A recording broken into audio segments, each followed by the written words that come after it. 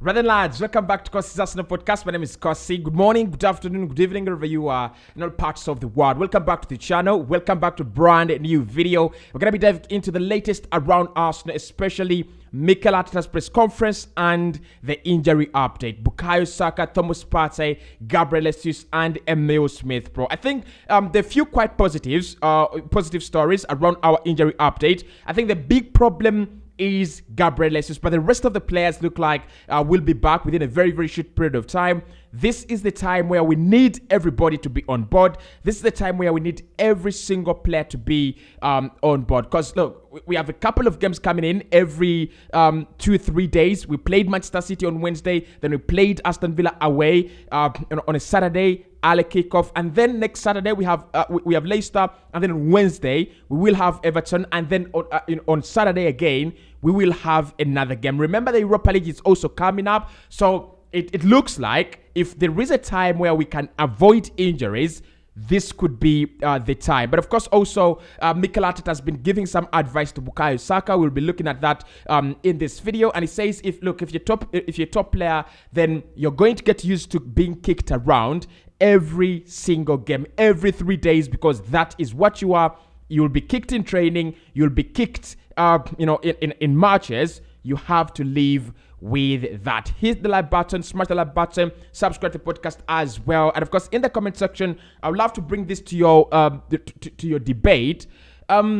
Saka is currently playing with an injury. It feels like so. It looks like that. Yes, he starts games very, very brilliantly, but whenever they knock him, especially on the ankles, you can see there is an injury. There is something that is already going on. And I would like to ask you whether you think Gabriel Martinelli could play on the right-hand side as an inverted winger, because I think he's played there before, if I'm not mistaken, last campaign when he came back from all those injuries and then getting integrated into the team, he played there. So do you think Gabriel Martinelli could play for Saka in a few games now that we have Leandro Trossard, who can play very well on the left-hand side, Edin Teta playing down through the middle? Should Saka be rotated with Gabriel Martinelli? Let me know in the comment section. I'm going to give you my take on that later on in the video. But now let's get to the injury update as provided by Football.London. You can have a nice read if you choose to. The link is already there in the description. First and foremost, on Bukayo Saka, it's now confirmed he's okay. Mikel Arteta also said it in his press conference that he's absolutely fine. He was knocked around yesterday, quite a lot, and I think that is Saka's game, right? And I really agree with Mikel Arteta. That is Saka's game. He's going to be knocked around. Clubs are going to try to find a way of getting him, out of the game, of stopping him. And Alex Moreno yesterday, I don't think that is the way you deal with Bukayo Saka. To be honest, I think it caused him problems time and time again. That is not how you stop Bukayo Saka, because what he was doing, he let Saka get the ball and then fold him always on and on. He was fouling him, and you could see that when Tomiyasu actually came onto the pitch, it was a little bit different, because Alex Moreno now had two players, very quick, very clever, and very smart to deal with. He had Tomiyasu, who was making those very good overlapping runs just to take the attention away from Saka, and then he had an incoming Saka, who was trying to tack inside, and then of course you have Martin Odegaard, who's always roaming around that area in that space. Okay, so for now he's fine, says Mikel Arteta. Football.London have also confirmed that he's okay, and he will be fit for the next game. But this is what I think we should do with Bukayo Saka. In my opinion, playing 90 minutes for Saka is healthy. Absolutely healthy. And even I said this at the beginning of the season when he was not actually at his best. And I said, the more you play him, the better he's going to become. Look, there is that fatigue of the Euros that, he combines now with the World Cup, a full season, actually 2 full seasons where Arsenal have actually carried, he's carried Arsenal on his back. There's going to be a time where this boy's, physique or, status capitulates. He will capitulate. And I think our priority in the summer, one of our priorities in the summer should be getting a player who can not compete only, but back up Bukayo Saka. The games are gonna be very, very many. I've looked at squads like FC Barcelona. They have suffered injuries, and Barca played only in the Europa League, Copa del Rey, and the UEFA Champions League. But Dembele is injured, Ansu Fati is injured, Pedri is injured. So, if you're going to be a top side, you need cover for your best players, and we don't have that in Bukayo Saka. But before we do that, I think the summer, that is one of the things we've got to focus on. The other thing is, how about Gabriel Martinelli? I look at Martinelli as one of the players that are so versatile in this Arsenal team. I don't know whether people don't actually rate him the way I do, or I overrate him. I mean, that could be a problem when you overrate a player. You just feel like, he's Superman, he does everything. But for me, Gabriel Martinelli can play where Saka plays. Can we play Saka for 70 minutes? If we've won a game of football, like yesterday, I don't blame Mikel Arteta. Yes, you want a goal, you let Saka be on the pitch. It's a no-brainer. It's a no-brainer. Whether he scores or makes an assist or doesn't do any of those, you let Saka be on the pitch because he's your best player. He's your leading he's your leading scorer in the league. So you cannot keep him out of the starting 11, okay? So that's fine. But for me, 70 minutes in, if Arsenal are 2-0 up, 3-0 up, 3-1 up, take Saka off, right? He's been taking players off for protection. Ben White a couple of times. We've seen it with Odegaard on a couple of occasions. Take Saka off. We have a very, very versatile player in Gabriel Martinelli, and I think Martinelli would be very happy to play inverted. Very, very happy. This is the reason. I think Martinelli is one of those players that love to have their names on the score sheet. And when you play him inverted, you're literally inviting him into those goal-scoring spaces and goal-scoring, zones. He will definitely do it very, very well. So the arrival of Leandro Trossard for me, if we can play Martinelli where Saka plays, maybe at halftime, maybe at 60 minutes, it's going to even make more sense. It will even make much more sense. But let me know in the comment section, what do you think? Do you think it's just it's just one of those where Saka just needs to get used? Players like Salah played so much football, and I never see Salah rotated. Maybe actually he doesn't get rotated that much, right? So I mean, what do you think about that? Let me know in the comment section below. The next one is on Thomas Partey. Now with Thomas Partey, according to Football.London, it looks like he did not pass the late fitness test for the last game, and that's why he didn't travel to Birmingham to play against Aston Villa. The next game, which is Leicester City at the King Power Stadium, he might travel, right? Now, I've seen a few stories that he might be out, on the sidelines for quite a very, very long period of time. That is not true. Thomas Partey is not out for a very, very long period of time. Otherwise, Mikel Arteta in his last 2 press conferences, actually last 3 press conferences, he should have knocked on it. Maybe he doesn't want to, give up opponents that, that advantage to, prepare for us without Thomas Partey. But what I think is Partey is just having that, kind of discomfort. Yes, it is bad. It is not good. If it wasn't that bad, he definitely would have played.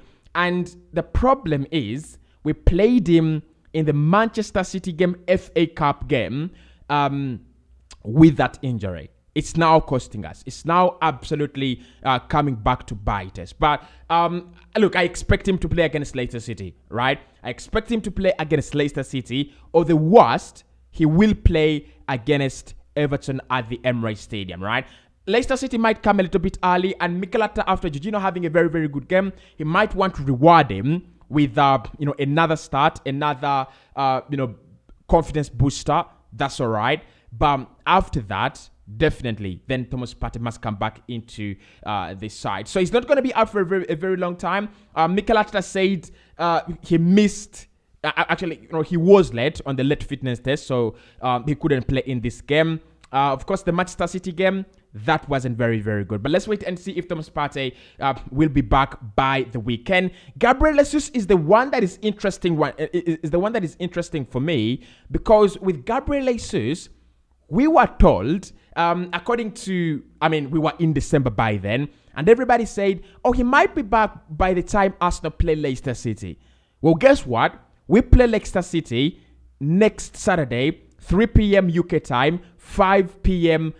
East African and Standard Time. So could we see Gabriel Jesus may be back in training this week? Because the information we have and the and what I know at the moment is that he's back on is back in training, not full training, but he's back on the pitch, training with the ball a little bit, and trying to see if that knee is actually getting anywhere. Now, what you have to know is that Mikel Arteta has already said there are a few timelines, or there's some timelines that they've got to respect as a club. They don't want to rush him. They don't want to rush into anything with Gabriel Jesus. But against Leicester City, there's a big possibility, big possibility that we'll have a massive boost, that he's either, back in full training, or he might even make it to the squad.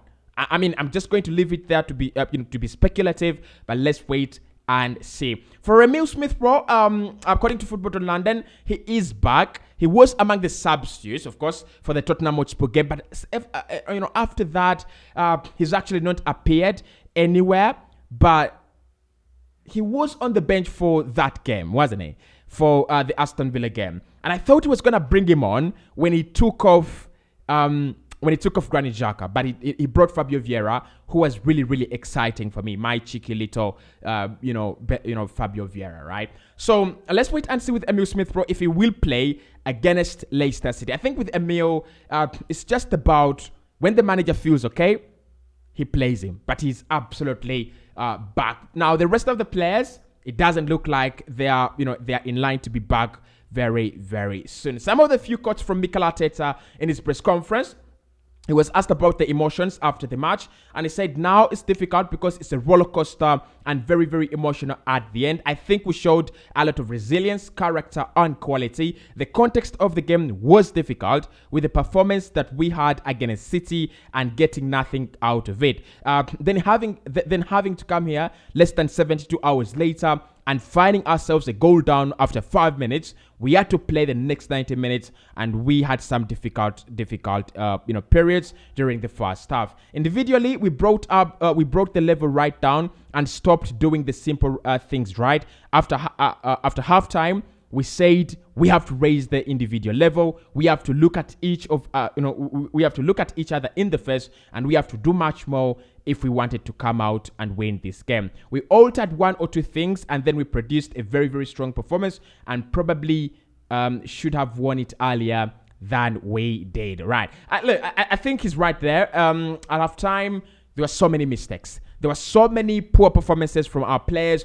Benjamin White, Alexander Zinchenko, Granit Xhaka, and so many players were not actually doing very well. But in the second half, there was a raise in quality. It was more like a pay raise, It was more like a pay raise for me. I loved it in the second half. On if the team have regained confidence, it said, I feel like it's right back with more belief than before, because you have to put performances into results. Against Brentford, we didn't win the game because of a decision. Against Manchester City, we deserved more from the performance, but the reality in football games is that football games are decided in boxes. There is still a lot of things for us to improve, and we have to be humble enough to see those things, recognize them, work on them, because we cannot have those big margins. We don't need to produce as much as we do in every single game to win matches. A smaller margin of chances should be enough to win the game, to win in this league, and we need to improve on that. I think he's right. I think he's talking about Eddie Nketiah and Odegaard chances, right? Because look, how do you miss those? How do you miss it? And so many people will go, oh, Cossy, we won the game. But on another day, it is not plus 6 minutes. On another day, it is plus 3 minutes. On another day, it is a team like Man United that are good at wasting time, right? So we've got to win games a little bit earlier and take our chances when we can. And if we needed to raise intensity after the break, says the first goal was Ollie Watkins. We gave the ball away, and then it was one pass and him attacking the space and the channel and then finishing really, really well. With the second one, Bukayo was half injured. It was a corner and we were not set and leading the game like we should. In the second half, it was completely a very, very different story. On Jorginho's performance, he says, I certainly didn't see the quality of his scoring from deep. It's great to do that. The biggest quality he has is he makes the rest of the people look better than what you actually are. He's made a huge impact already on the boys, on the staff, and hopefully our supporters can see that as well and give him the support he needs. I thought he was tremendous today. On how Saka is, he's fine. Mikel Arteta says he got kicked quite a lot today, but then he's going to have to deal with that not every week, but every 3 days. Sometimes in training, it's his game. Teams are not stupid. They want to stop him. On if Saka needs more protection, he says we will discuss that. We will look at the images again and report it if it is necessary. On if that